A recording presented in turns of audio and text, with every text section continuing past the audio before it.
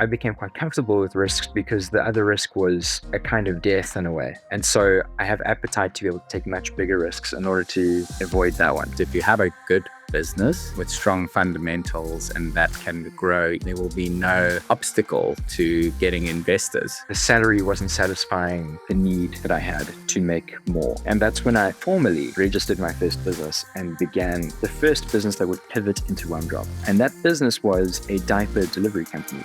The goal with Exit Strategy is to create an educational platform that helps business owners and founders develop skills that will help them get their businesses sold. Welcome to another episode of Exit Strategy Partners. Today we've got a fantastic guest, Simon Hartley, who I met a couple of weeks ago, kind of by chance. He listened to an episode on the podcast, we connected, and we decided he'd be the great next guest. So Simon founded a company called WumDrop. He's going to talk a little bit more about exactly what it did. And he has the luxury of having exited twice, which I think is quite unique in this space. And so we're going to unpack the story in detail today. But Simon, welcome to the show. Thanks, Aaron. Thank you for having me. It's nice to chat to you. It's cool to be able to unpack it again.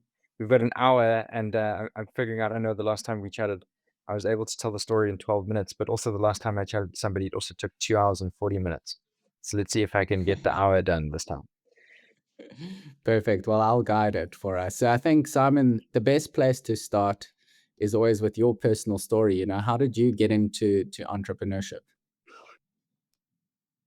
The best place for me to start this is always when I was a kid, because I've got two engines, which I'll talk about. One engine is healthy, one engine is less healthy. But really, I got the unhealthy engine, I'd say, when I was a kid, about between 11 and 13. So my dad, I grew up with an entrepreneur as a dad. So the big male figure in my life was a guy who had his own business. My dad had a car sound and security business in a little town just outside of Durban in KZN, in case my accent wasn't obvious in that regard. And it was a great little business because Toyota at the time was the best-selling car in the country, and Toyota had a habit of not putting car sound in their vehicles off the factory floor, nor security really. And so what my dad did, he had an engineering background, and so it's handy. He would take Toyotas and he'd put car sound in them, and then he would upsell folks on, okay, now that you've got sound in your car, you're going to need security too, because your CD shuttle or whatever is going to get ripped off unless you have an immobilizer, central locking, blah, blah, blah.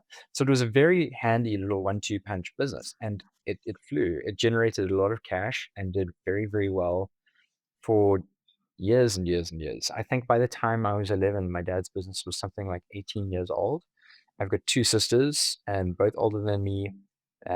Ash is 6 years older, Jess is 2.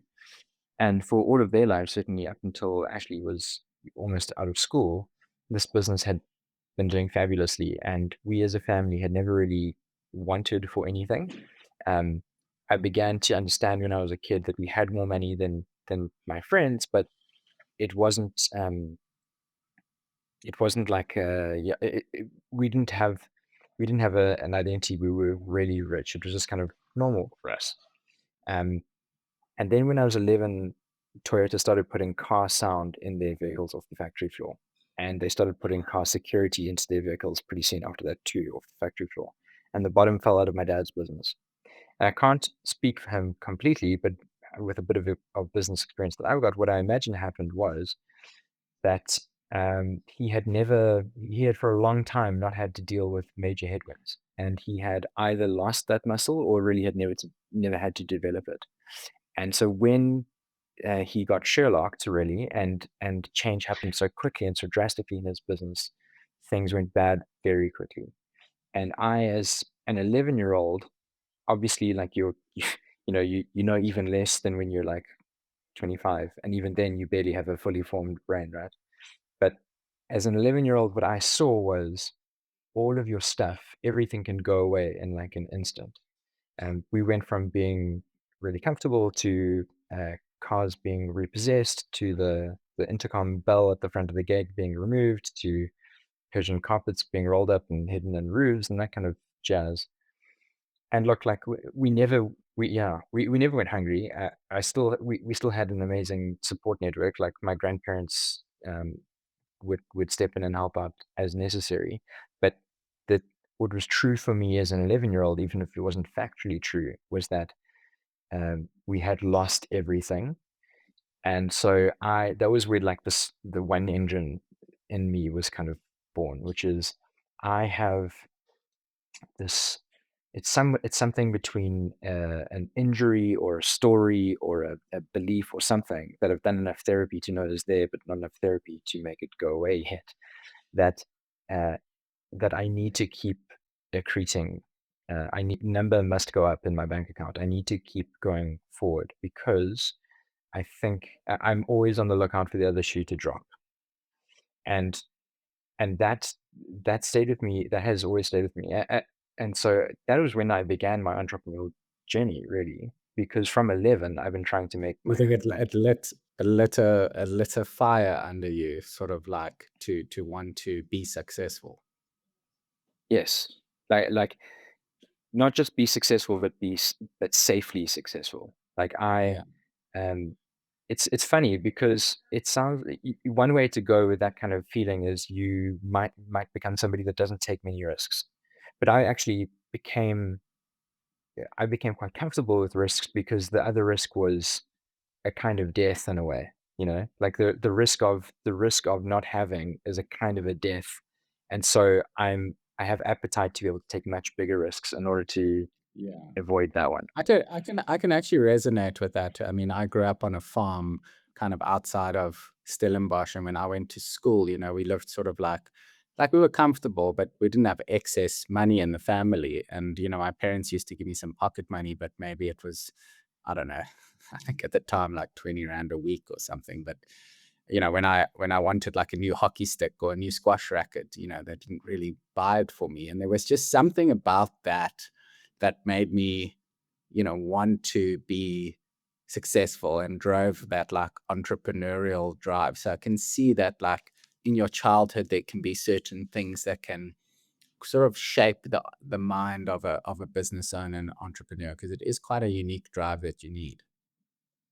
Totally. I mean, trauma is such a funny thing, and like it's not objective, right? It's completely subjective to the person. Like it's whatever's true for you. So that anyone who's a parent knows, like some really scary thing can happen to a little kid and they can kind of brush it off, but some completely innocuous thing can happen and they'll carry some like fear of, I don't know, jelly or whatever with them for years. Like this, it's just there's a funny relationship between how people store fear of things versus what actually happens.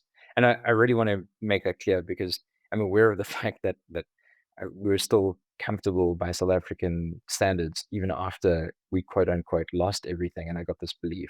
It's just what was true for me as an 11-year-old. Even if I know now that factually it wasn't really an accurate picture.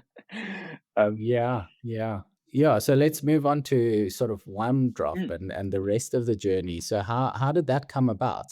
So because of this engine that I had, I hustled my butt off throughout high school, throughout university, to always really be doing something else besides whatever the thing was that I was there for, like either school or university. So I was always getting scholarships or bursaries for the sake of both getting funding from those places in a way, and in the case of university, getting actually paid money to go there, but also to free up my time so that I could work.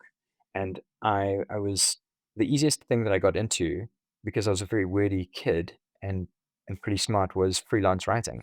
Another really Mm. powerful male figure in my life is my cousin Will Edgecombe. And Will is an amazing writer, and he had been freelance writing. He was six years older than me too, so same age as my sister. Um, and he had been freelance writing, and I asked him, how do you do this? And it turns out that if you email an editor, they're not going to ask you how old you are if your pitch is good. Like no one's checking that the person emailing them is like 14, right? So I started freelance writing throughout high school and then kept that going throughout university. And that's how I made money on the side while I was doing stuff. And that meant that I stepped from my film and media production degree at university. I stepped pretty easily into a media job. And Mm. the I enjoyed that job. It was a lot of fun. and I was kind of employee number one, and I looked after, I grew with that business, and I looked after people, and I began to manage a team. Eventually was managing a team of about 10 folks in content production. But because of that engine, I was hungry that to go to the next level again. So in the same way that I was hungry to go from university to work and kind of was keeping university on the boil as little as possible so that I could work, as soon as I stepped into formal work, I was hungry for the next thing again.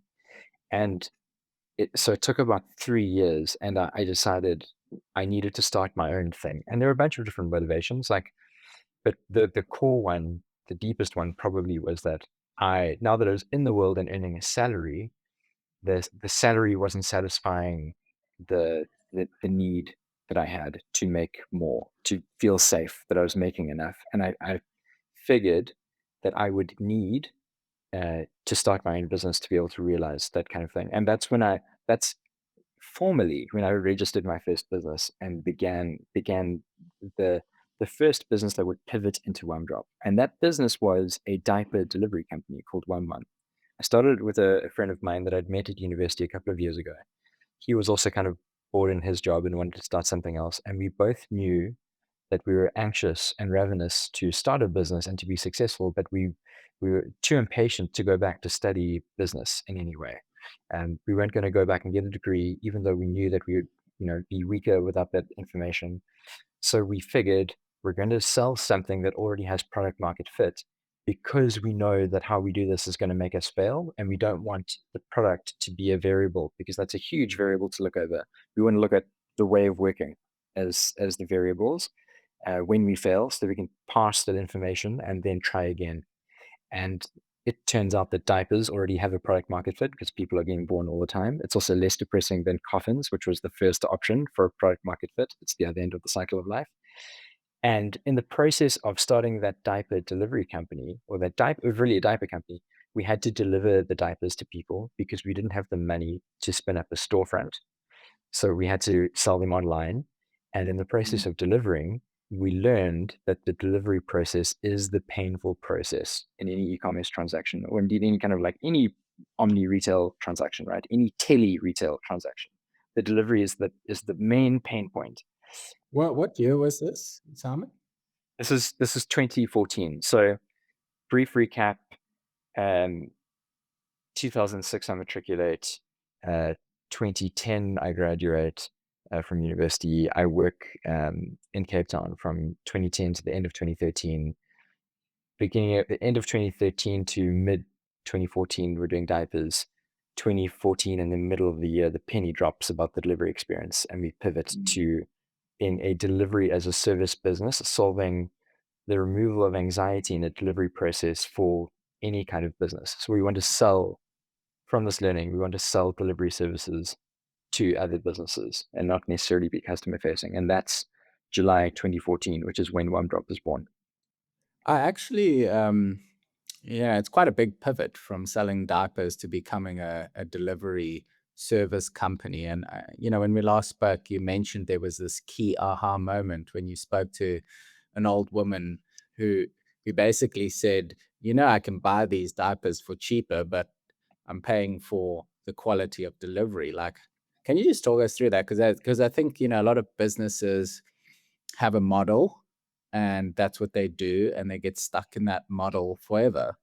Whereas like sometimes, if you just say, okay, well, this is what we do, but maybe we can do it a little differently in a different business model, it can unlock quite a lot of growth, right? Because I don't think as diaper business, you would have really made it to be as successful as you were.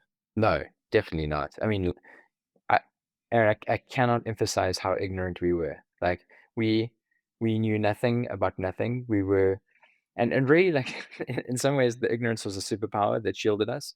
Um so we in retrospect, yeah, absolutely we would have been crushed if we were a diaper e-commerce business. And so we didn't pivot because we figured that out. We did get lucky with this instinct. So how the pivot happened was um we had about, between us, we had about 12,000 Rand saved. We were 25, which meant that we didn't have the money to buy a lot of stock up front, and we couldn't rent a space. We didn't have enough money to put down a deposit, which meant that forced us to selling online. And in the process of selling online, we've got to deliver. And that's cool for the first 100 customers because we have a Ford Figo and a Ford Fiesta, respectively. And every Thursday, we're cramming 50 deliveries into the back of each car.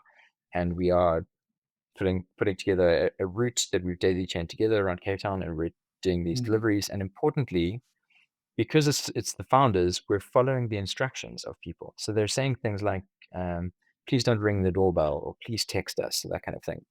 And we would be very happy to do it because we're ignorant, right? We don't know the best practices for delivery because we're not delivery professionals. We're not logisticians. We don't know about the unit economics of delivery, and we don't know about how to scale it. And we certainly don't have any kind of formalized workflows. So we're following these instructions, and we're very happy to. And we get to 100 customers, and we can't do the deliveries anymore because there's not enough time in the day, and there's not enough boot space in the Ford Figo. So we do what any, professional kind of mature organization does, which is we decide to outsource to other delivery professionals. And so we got to, brand name courier companies that we as normies know about, and we ask them to take on our account to do these deliveries, and they say yes. And pretty quickly, we're churning customers, and we change courier company, and we keep churning customers. And we change courier company, we keep churning customers. And we eventually, after the third courier company change, we said we've got to get a handle on this. What the hell's going on? And the one smart instinct that we had was to go to a customer who had churned, who I know you said she was an old woman, but she was in her mid-30s, which I guess at the time I thought was old. And now that I'm in my mid-30s, I would like to reaffirm that it's an extremely young and vibrant age. Thank you. Yeah, I'm also in my mid-30s, and I like to consider myself young. Full of life, man. Come on. So we went to that person and we said, why did you churn? And this one said to us, do you know that you're more expensive than, for example, Takealot, which had just launched? And again, we're so flipping ignorant that we haven't even comprehended that our customers might know that we are more expensive than Takealot. We're like, yeah, we know, but we didn't really think that you were thinking that. She was like, of course I know that you're more expensive. I Googled you, them nuts. Why do you think I'm buying from you then? And we said, actually, we don't know. we haven't smart enough to think about that. She said, because Takealot delivers between 9 and 5 p.m. and I don't know when they're coming, and they're outsourced to a courier company and they don't follow the instructions. But when you guys used to deliver to me, I used to know that you were coming at 11:30, and I used to know that you would follow the instruction not to ring my doorbell. Because at 11:30, my baby's having one of like 14 naps that it's having that day because it's between 6 months and a year old. And if you wake my kid up, they're either going to need my attention or they're going to cry, which is, needing my attention. And I have to do stuff. Like I'm trying to hold my life together between my lack of sleep, my partner trying to earn money out there in the wild world, and me trying to support them while raising our first kid.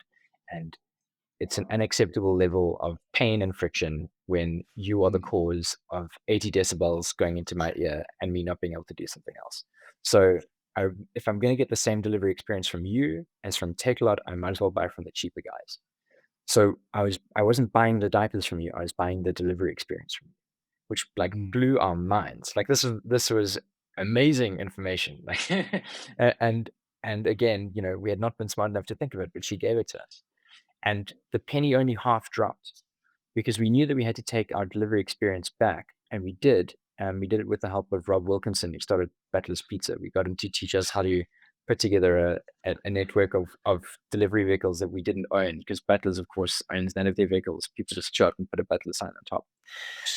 And he did, and we took the delivery process back. But the penny only half dropped in as much as we were going around to people and saying, we remove anxiety from the delivery process, so you should buy our diapers.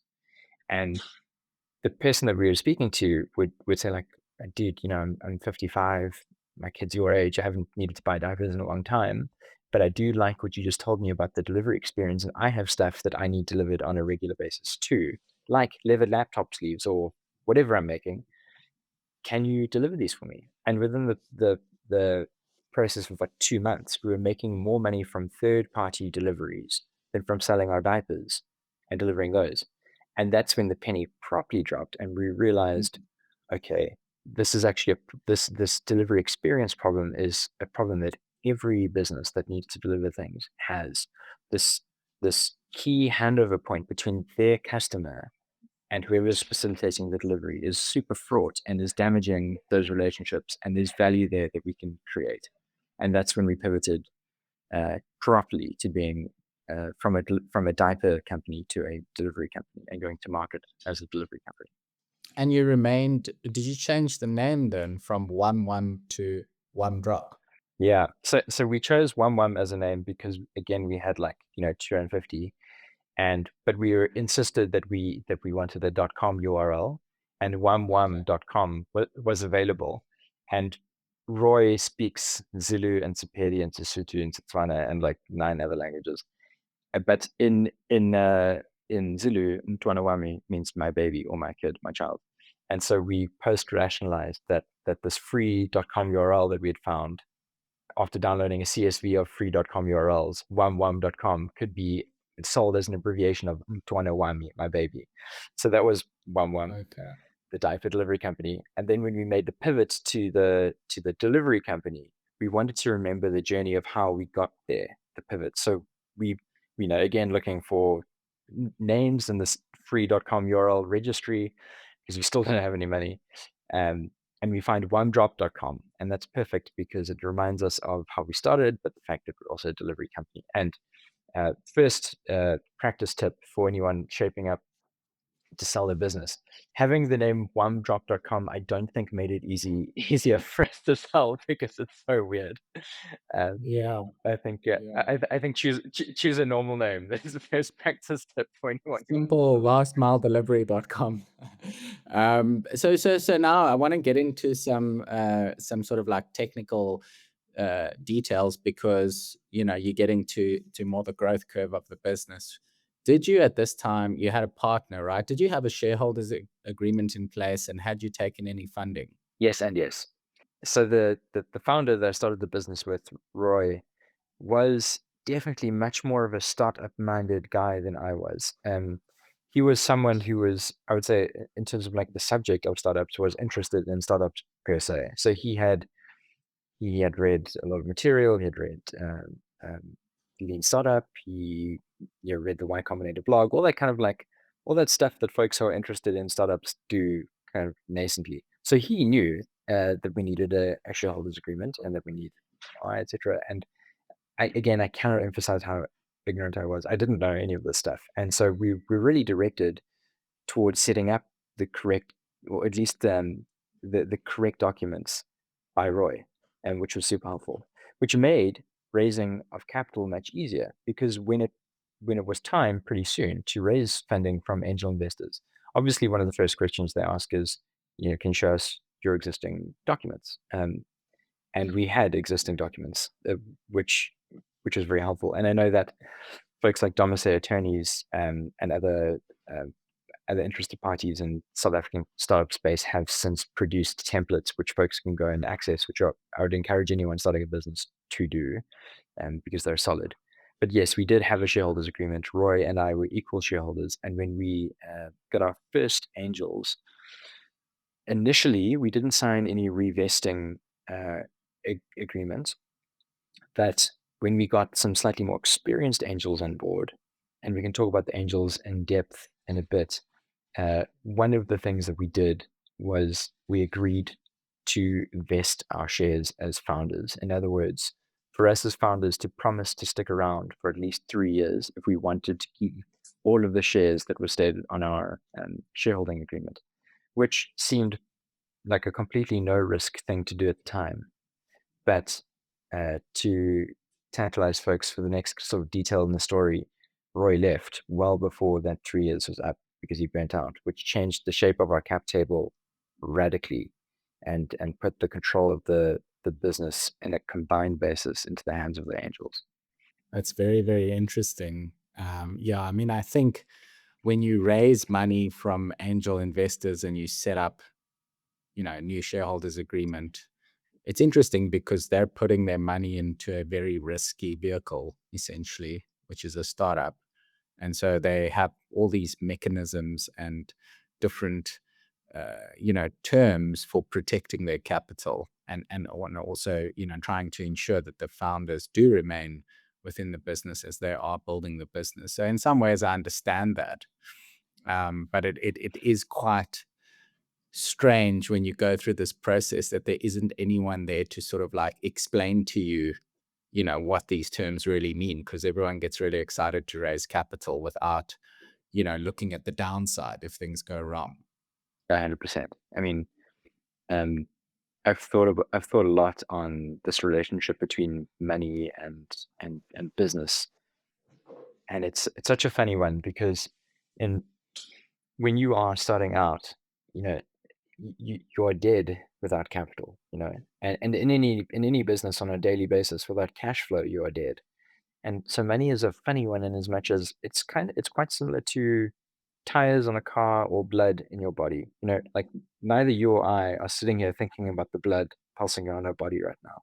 But if you or I were to spring some kind of significant leak in that circulatory system in the next few minutes, we'd be thinking very strongly about that blood and how blood pressure is needed, and you stop functioning pretty quickly without it. And so I completely empathize, having been there with anyone who's running a business when money is tight. But with the benefit of some distance and with security, man, like once you have any kind of cash flow security or any kind of capital raised, there is nothing so common as money. Like truly, it is it's both critically important and fundamentally unimportant once it's secure. And that kind of speaks to the paradox of acceding to these terms that folks will put on you when you're raising capital. Um, which I'm also with you. Like I rationally get why they would have done it. But I think the next time I'm raising capital, obviously I have the benefits of a good track record now.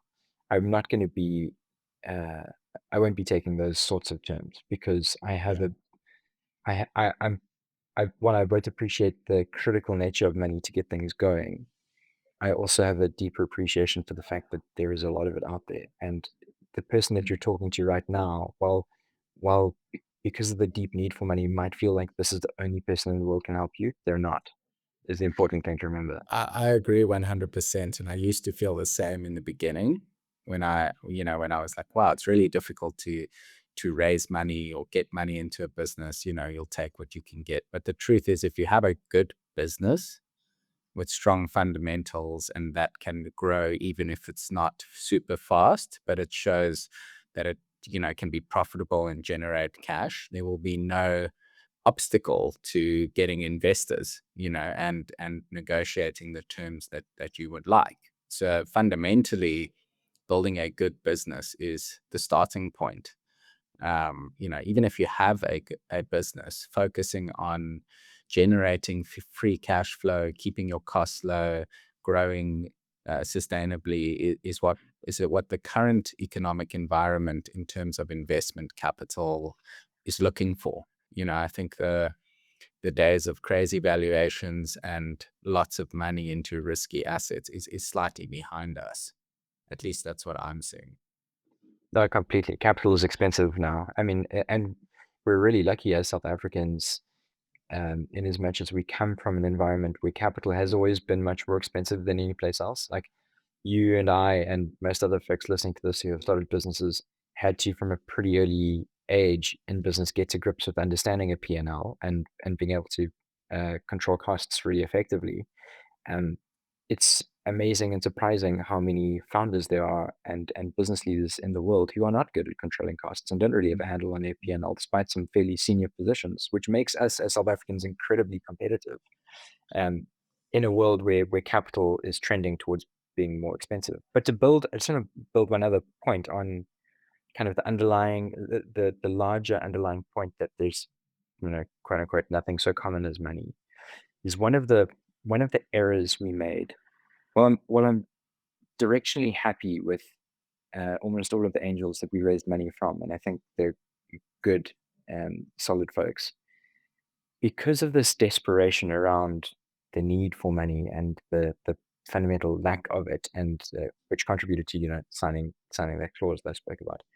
We also raised too little money because we didn't have, we kind of had a deadly combination of a lack of appreciation for how much money is out there in the world in general, and we had a lack of expertise. So we had two things. We weren't skilled at forecasting what our financial needs would be in the beginning, and we felt like 250,000 Rand was a shitload of money. And firstly, that's a problem, not being skilled. And secondly, that's not true. And that meant that we raised far too little money from far too many angels, which definitely is the end point of that is if somebody leaves while you're vesting your shares, you are likely to be in a position where they own the majority of the company instead of them owning the minority of the company. And and that is another major point that I think folks starting young businesses or new businesses in South Africa need to hear is the money that a buyer or an investor brings to you is the least valuable part of what they bring to you. It's critically important, like blood. You can't do without it. But after you've got the blood, how else can this agency, entity, person help you succeed? Because if they are just putting money in, they are literally the same as any kind of family office, as some kind of estate retirement fund. They're not going to add any more help, and they're not going to teach you how to read a P&L. They're not going to make you more dangerous as an operator. They're simply going to be demanding returns. And what you need as somebody who's not a skilled executive yet is education. Almost, yeah, definitely more than you need money, and at least after you've got enough to stay alive and start.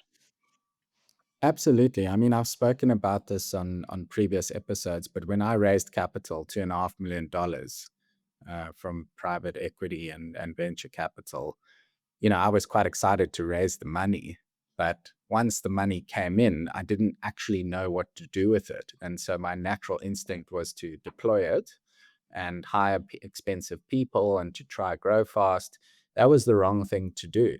And I think, there's a responsibility for an investor to coach the person or the founder or the CEO that they're giving money to who's never had, 40 million Rand in their account on how to not blow it, right?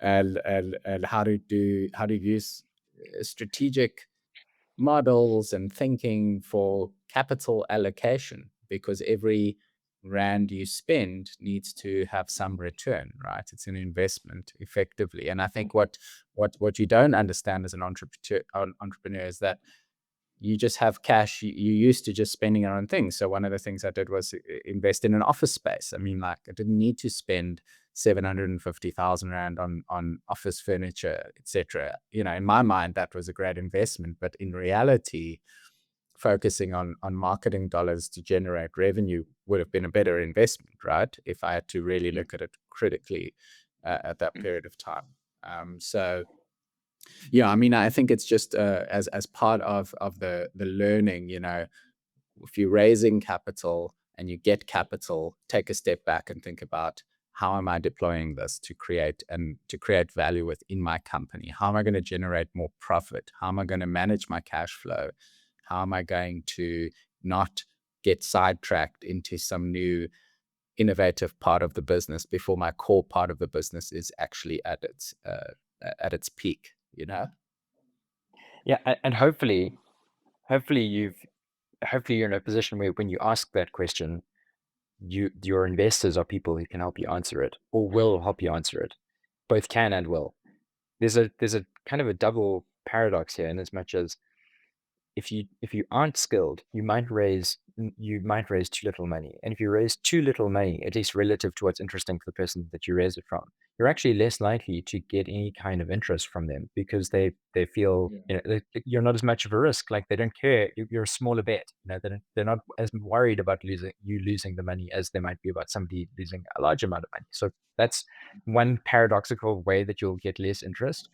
And then, just to your point about the questions that you'll ask yourself once you get it, like, a lot of people who start businesses are naturally talented leaders and have energy and drive that other folks might not have, or maybe they've got more of it, which are very attractive qualities, and that's often enough to get people to give them money. But to your point about all those things you're asking, like no one's born with management frameworks like in their head. Yep. Like that's not talent or wisdom. It's information and knowledge, and it needs to Mm. be given to you and taught to you. And you're going to be bad at deploying your capital relative to somebody that has those frameworks. So just I would say, like, if there's one thing anyone who's going to start a business or has started a business and is planning on raising money hears from this is try to get a semblance of a handle on what you don't know. Um, before you raise. And what you don't know is this: you probably don't know the difference between leadership and management. You probably don't know how to define leadership. You probably don't know how to define management. And you're probably going forward off your natural talent, which is a good thing, but it can be harnessed to be much better if you have frameworks to work around, and you're likely going to be much more successful. And you need to know that stuff, because you either need to find investors and partners who are going to help teach you that, or you need to ask your existing ones for that stuff, and maybe they can help connect you. But 100%. yeah, like, yeah. Otherwise you're going to buy a nice Aeron chair. Yeah, we're gonna have to think about a good cash flow workshop on this podcast soon. But yeah, I wanna kind of move in the last 20 minutes into the exit process. So, we really want to dive into the details here. And, for someone who's thinking of exiting, unpacking, like, when did you decide you wanted to sell, and how did that process unfold? Just walk us through the step by step so that, we can like really integrate the learnings that came about from the first exit. And then we'll dive into the second one after that. Cool. Okay, so the context I'm going to give here is not a playbook for how to think about exiting, but there are still some good lessons that you can take away. Because of the fact that Roy left and my angels owned the majority of the business, and because of the fact that we had initially, our conception of how this business would be was that we would be Uber for deliveries, and that we would be solving, I forgot my lunchbox at home or whatever, and we'd be exited by 30 and retired and living in Zanzibar, and everyone would be rich. And yeah, we were quickly disabused of that notion just by understanding the spatial dynamics of South Africa. It's a huge country. We have the same population as the United Kingdom, but all of the landmass of England fits inside the Kruger Park, which is 1.6% of South Africa's landmass, which is to say that we don't have the final mile, we have the final 14 kilometers, which means energy costs for a delivery, time costs for a delivery, etc., are higher, and your ability to do a number of deliveries in a day is lower, which means the amount that you can generate in terms of profit per delivery is lower. So you need to be able to do more deliveries. So solving for Simon's lunchbox is not going to do it, because Simon doesn't forget that many lunchboxes, and there aren't that many Simons, but there are a lot of B2B deliveries. So that's what we needed to move into. And there was an extremely unsexy space, and our angels were not interested in this, and were pissed off at our lack of expertise and the fact that we were learning on their dime, which is fair. But the upshot of that was they're putting no more money in. We were burning money because we had one of the correct hunches we had. We spent, back to what you said, we spent money on a lot of stupid stuff. But one of the things we did spend good money on was building our own proprietary tech. Because South Africa's weird spatial dynamics, because of the um, Group Areas Act, it's at the time, now you can buy pretty good software off the shelf, but at the time you couldn't buy good software off the shelf for navigating South Africa and executing deliveries. So we built our own software, which meant we had to hire devs. And even though we had convinced them enough from the mission to radically reduce what they should have been paid, and we're not taking salaries ourselves, we were still burning a lot of money because we'd raised very little. So we're running out of money. We're about to die. Roy's left. I'm trying to raise around to tell people about the promise of this business, and that it's a good thing, despite the fact that one of the founders is, out the door, which is a tough thing to say. And we got lucky, essentially.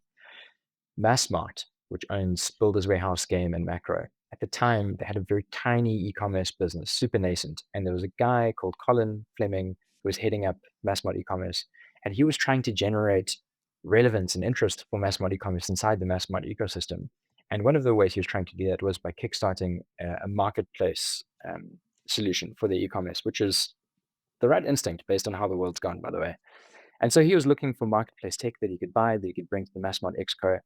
And one of our clients was a marketplace business called SA Florist. And I was at SA Florist in their office at the same time that he was, essentially to beg SA Florist, can I give you a foot massage? Like, is there anything you need? Please don't fire us. Like, we need all the revenue. They weren't going to fire us, but we were just doing like very intensive customer care during that period. Colin was in the office. I talked to Colin. Colin liked the way I talked about things and also knew that final mile delivery was important for e-commerce. So he took WumDrop as an idea to Massmart Exco, and they laughed him out the room. But Massmart was owned by Walmart. And every year, Walmart has a shareholders conference. And at the 2016 shareholders conference in July, all that Walmart could speak about for basically the whole week, including the CEO, Doug, was final mile delivery and how it was their homegrown final mile delivery called Walmart Spark was this bulwark against Amazon. It was helping them hold Amazon back. And in fact, fast forward a couple of years to now, it is the reason why they're defeating Amazon in the number of states. So Massmart comes back and goes, okay, Walmart owns us. Walmart's not entirely happy with us because the way our share price has been trending. We need to do some things to show them that we're fizzy, that we've got innovation, that we can, we've got some excitement and life left in us. And the idea of final mile delivery stuck with them, and the idea of WumDrop had stuck with them because of Colin. And so they came back and they asked if we were interested in acquisition. And my reply to them was, we're very interested. In fact, I've got 52% for you available. All of these angels don't have been in here. Also, I'm going to run out of money in 2 months. If you want to have this conversation, you have to give me a loan. And they said, which was, kind of playing it with a straight bat. I was giving up a lot of leverage because the risk was we just die. And they said yes. So they gave us a loan. I signed surety in my personal capacity, which again goes back to what I said about taking crazy risks for the sake of staving off death. Signed the surety. How big is that loan? I can't remember exactly, but it was north of 300 grand and less than 500.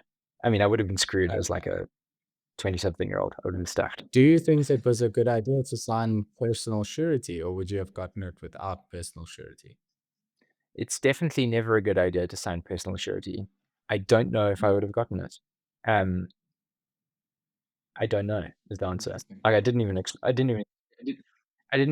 it. I was in such a animal with a bear trap around its ankle kind of state. I didn't even explore it. But just anyone listening, don't sign personal surety. Take the lessons from it. I tend to agree with that. I mean, the risk is too high in business to sign personal surety on something. Anything can go wrong. Yeah. And then you're like, okay, wait, I signed personal surety for 500K, now I have to pay it. It doesn't really make sense. It's definitely something that should be avoided at all costs. It's the whole point of a company, really, right? The point of a company is to protect you from personal liability. Obviously, if you act within your fiduciary responsibility, but it can go bust, and you can say, well, look, I did my best. Exactly. So listeners, listen to Aaron and just do the opposite of what I did. So took this loan, we negotiated, and on my birthday, on the 4th of November in 2016, they pulled me to Macro Cape Gate, and they made an offer to buy out our angels. I would stay on the cap table. Roy, in his diminished capacity, would stay on the cap table. They would become the majority shareholders, and we would be integrated into Massmart. And at this point, I thought, hallelujah, we've saved it. We've arrived. We're going to be capitalized. We're going to be plugged into a business which I know has enormous delivery volume, and we know about delivery volume by now. Things are going to be good. Things are looking up. I don't know how I'm going to get money off the table in terms of my shareholding, but that's a problem for another day, and I'll figure that out. For now, I've got a salary for the first time in a couple of years. It's double what I was earning at my job that I left, so I'm going to take this as a net win. And amazing. Like I can pay off the FNB personal loans that I took to pay people's salaries at certain points in this journey. And in fact, they will capitalize that. Amazing. And that was what I was thinking. And we signed documents in February 2017, and I got a very abrupt and fairly shocking realization that this was not going to be pie. This is not going to be dead easy. And this goes back to something that I said earlier. If you raise too little money from somebody, they actually have less incentive to figure out how to make you win because there's less risk.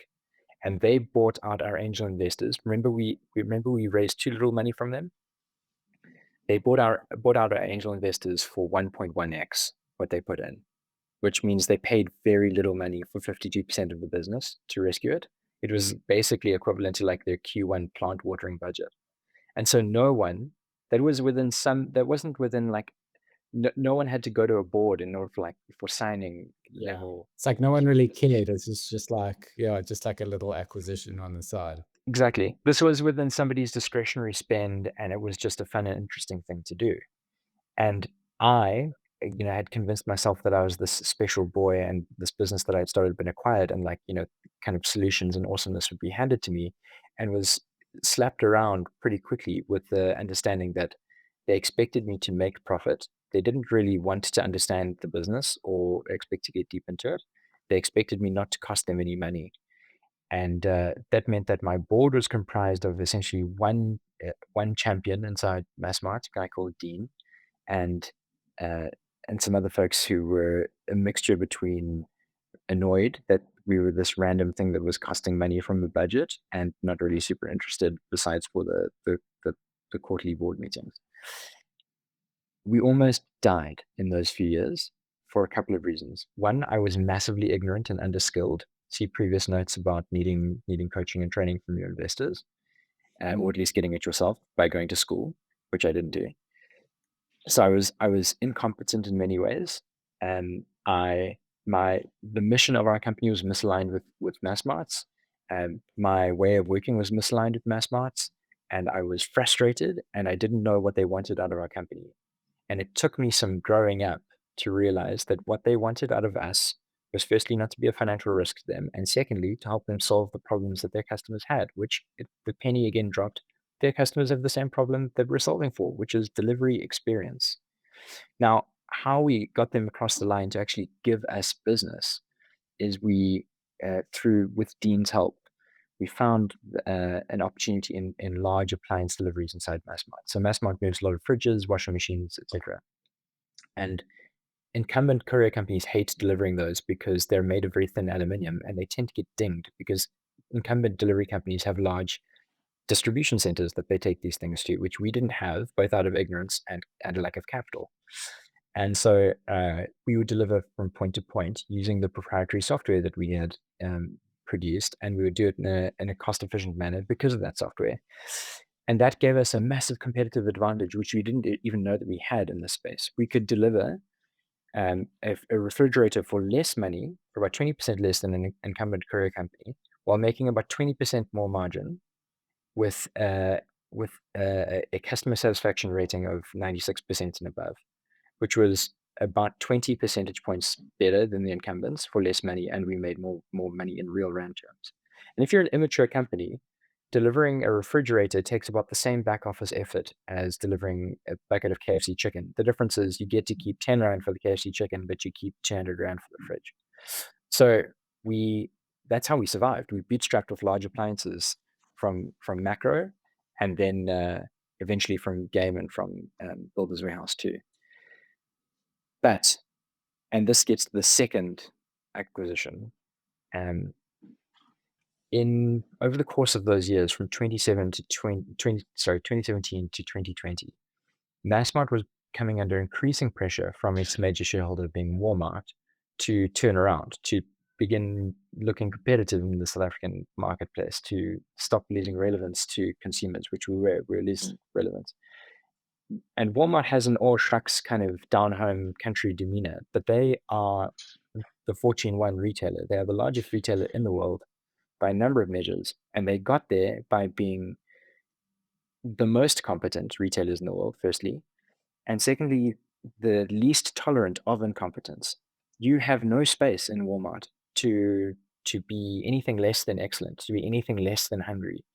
And they expect that of everybody who's part of their company, any subsidiary that they own. So they deployed a CEO called Mitch Slape to Massmart. The previous CEO, South African, left, and Mitch was put in his place. Mitch made his career inside Walmart by going around the world to either shut down Walmart subsidiaries or turn them around. He would go in, have a look, make a decision, and then would either be the CEO that presides over the closing down of that business or the recapitalization and revitalization of it. And that's what he was doing at Massmart. And Walmart made the decision of his recommendation to recapitalize and gave in 2021, mid 2021, Massmart a loan of about 6 to 7 billion rand to jumpstart things, and had also, of Mitch's recommendation, begun parachuting Walmart executives into the organizational structure. One of whom was a guy called Sylvester John, who was deployed as the Walmart Africa Senior Vice President of E-commerce.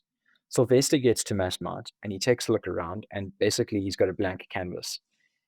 The story that Walmart's going to tell is that e-commerce is going to be a major growth engine for Massmart. It's going to also be a major public relations growth engine because it has the ability to show the most growth the quickest.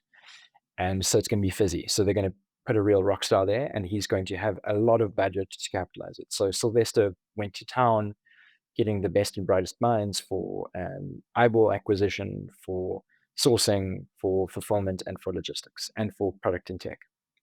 And in short, within a few months, Massmart e-commerce went from a department of like 3 to 500 and something, with a team of another couple of hundred engineers in India. Sylvester's looking around at the different vendors inside Massmart e-commerce, and he comes across this delivery company called WumDrop, who, to his shock, he finds out is also owned as an actual subsidiary of Massmart, not just a vendor, even though we've been treated like a vendor. And Walmart Spark is a final mile delivery company inside Walmart. And here's the major piece of luck that he happened to start. And that is how he made his name in Walmart. He has an amazing reputation in Walmart for the success of Walmart Spark, which he started and scaled to 300 and something thousand deliveries a day by the time he gets there. And when he looks at us, we're a company doing about 3,000 deliveries a day in 20, like end of 2020, beginning of 2021. He chats to me, he tries to get an understanding of our business, and I think he pretty quickly understood, one, that I did have a major passion for the mission of the business, that my heart and mind were in the right place, but importantly, that I was teachable. Even though I was incompetent in many regards, I think he saw in me somebody that he could teach and mold. And secondly, I'm sure he had a great both emotional and professional affinity to the model. He liked our model. It was the same model as Walmart Spark. He liked that we had the same instinct as him. So he made the call within his discretionary spend and with his much greater credibility inside Walmart to buy us 100%, so that he could do whatever he wanted to do with us. We were a market-facing business and stayed market-facing because a lot like Amazon, a lot like AWS and Amazon delivery services, businesses like Walmart and Amazon productize some of their services, both to create scale, to improve their unit economics, and also to essentially conduct live market research, right? Like, what do people want? Not necessarily your competitors, but like, what do customers want from a different base of stuff? So that's why we stayed customer facing. Sylvester began the acquisition process, and we got a great valuation, and I got money off the table, and at that point, Walmart owned 100% of the business, with Sylvester being the sole director. But he also gave me a 3-year earnout bonus that I had to achieve with more money off the table if I hit certain performance metrics. And this acquisition process and this integration process is like chalk and cheese from Massmart, in as much as there was an integration process. Sylvester was our champion and our sponsor. He was our toughest accountability partner and our strongest champion. He was a defensive shield over us from the giant Walmart organization, which will kill small businesses, and experienced execs know this. So he was a strong shield but he also kicked our ass and demanded Walmart level excellence from us from day one. And I thought I was going to die. Mm, I thought mm, for the first 6 months that my neck was going to break from the learning curve, but I stayed teachable. And over the course of about 6 months, I began to show the muscles that he wanted to see. And the last 2.5 years of the earn-out period, which incidentally dovetailed with his secondment time in South Africa before he went back to the States, were the richest business time of my life. I learned more in those 2.5 years than I know I would have learned in 20 years at WumDrop. And I've walked away with like dead certainty on the critical value of an investor or a partner that will teach you and protect you. Someone who will hold you radically accountable, but also give you the space to learn without immediately shutting you down, which is which he would have been within his rights. And any executive without his protection would have done to us. But he stood for us and taught us, and then we rewarded him with performance. And within those 3 years, we were the entity inside Walmart with the best operational metrics. We exceeded all of our financial growth uh, performance metrics. We had a 95% CAGR by the end of the earnout period, which is nuts. Um, and yeah, the point that I want to land on, sorry, just to end this long sermon, is the critical importance of integration after after a strategic acquisition. No. Like, because if we had been bought and then sold, even at the second acquisition, sorry, been bought and then shut down, even at the second acquisition, you typically in a strategic acquisition, you're typically bought by such a large organization that if you do fail, like no one's really going to get in trouble because you're just going to be netted off the taxes on profit that large organization would have to pay. And so on the balance sheet, you're zero. Like you don't hurt them in any way. And so in a boardroom, it's entirely possible for some slick talker to be like, well, there's no damage. The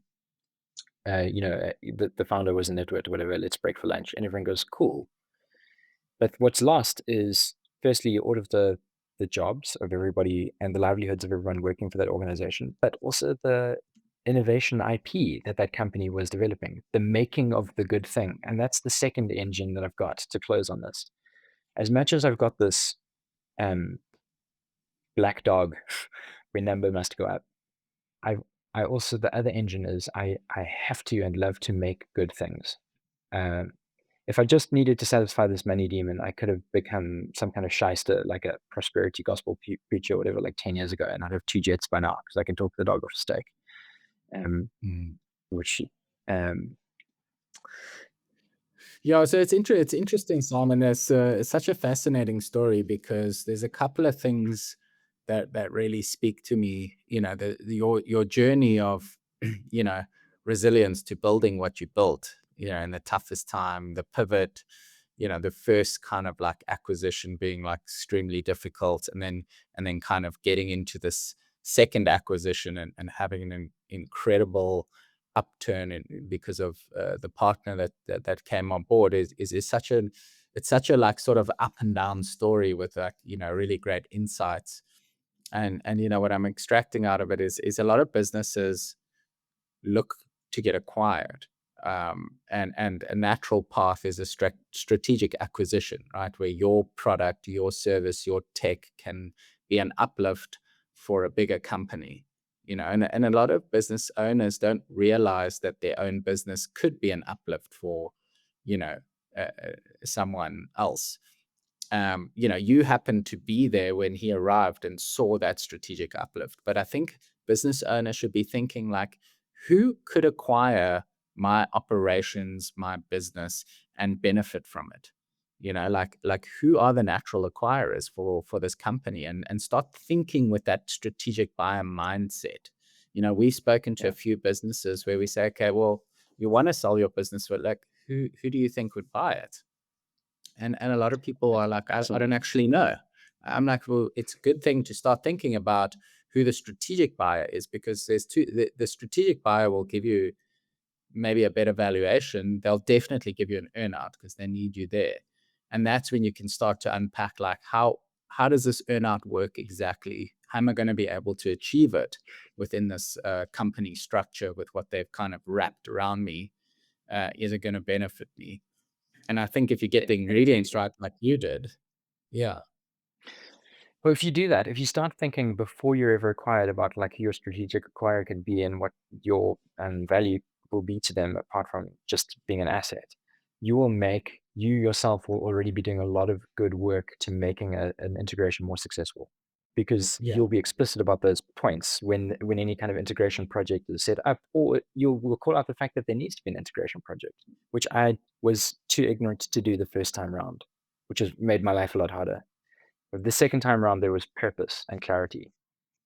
yeah. I mean, so just to kind of wrap up this episode, 'cause I don't like to go too long, but like right now, you're focused on post merger or post acquisition integration because your view is that in South Africa, this is something that doesn't really exist. And how can, an acquired company truly be successful in a new entity if there isn't an integration process?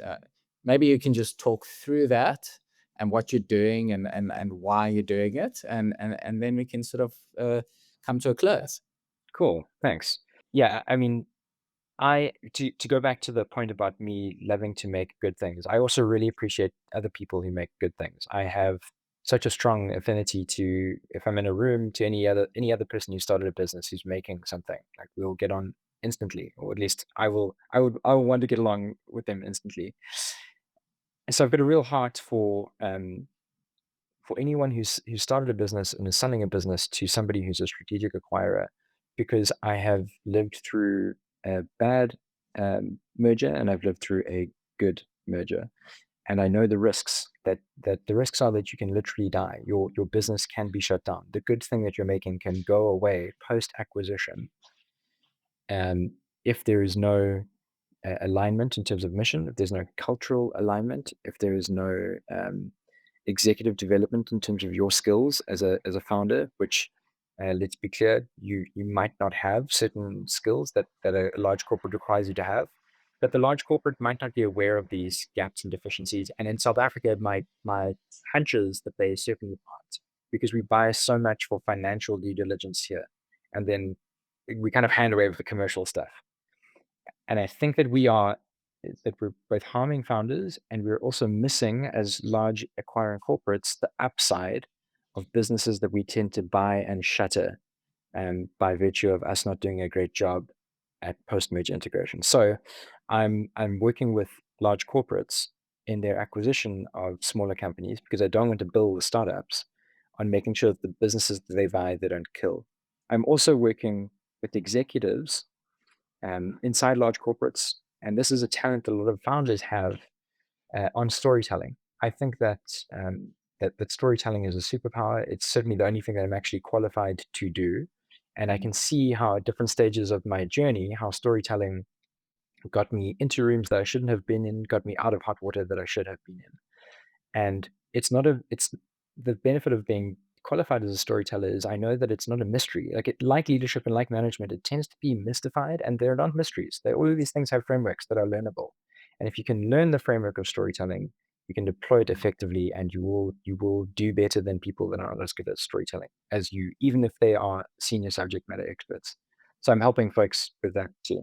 I agree that, when we work with clients, we usually build a document called a confidential information memorandum, which is effectively something we would share with a potential buyer, which in essence tells the story of a company, the past, where it is currently, and then the future, and this story is backed by data. That's effectively what it is. If you are able to give a good story around why you started the company, how you found your product market fit, your positioning, and where this can go with the current structure, that solves a lot for a potential buyer in understanding, what they might buy. So it's interesting because that's actually quite a big part of selling your business. Effectively, there's part art in the story and then science in the data, which effectively gets someone to want what you have built. This is a massive oversimplification, but for the sake of a punchline, like gravity is persistent, and everything else, almost everything else, is an agreement, which is a story. Even accounting. Like if an EMP goes off in Cape Town tomorrow, gravity still exists, but zero might not. 100%. That's a great way. So for us to come to a close. So Simon, what I'd love to do in the future with you is set up a workshop that we can offer this audience. You know, uh, how to do storytelling. For your business benefit. I think it would be a really cool project. I'll talk about it to you offline. We talked about doing offsites with executives where we can get into the data, get into the story, and help build the narrative. So I look forward to working together on that, and as well as M&A integrations, which I'm hoping we will work a lot on in the future. So I just want to thank you for sharing your story today. It's super insightful, very unique angles, and I learned a lot, and I'm sure everyone else did as well. What a pleasure. Thank you for having me, and thanks everyone for listening. Cheers. Just before we leave, how can anyone get hold of you? Good point. I have a website, thorndaleGroup.com, and my contact details are there. You can also find me on LinkedIn. I'm very easily searchable. In the avatar, I'm the guy with a faulty beard, Simon Hartley. Yeah, that beard is definitely unique, eh? Well, Simon, Yeah, thanks for the time today, and yeah, appreciate it. cool. Cheers, Aaron.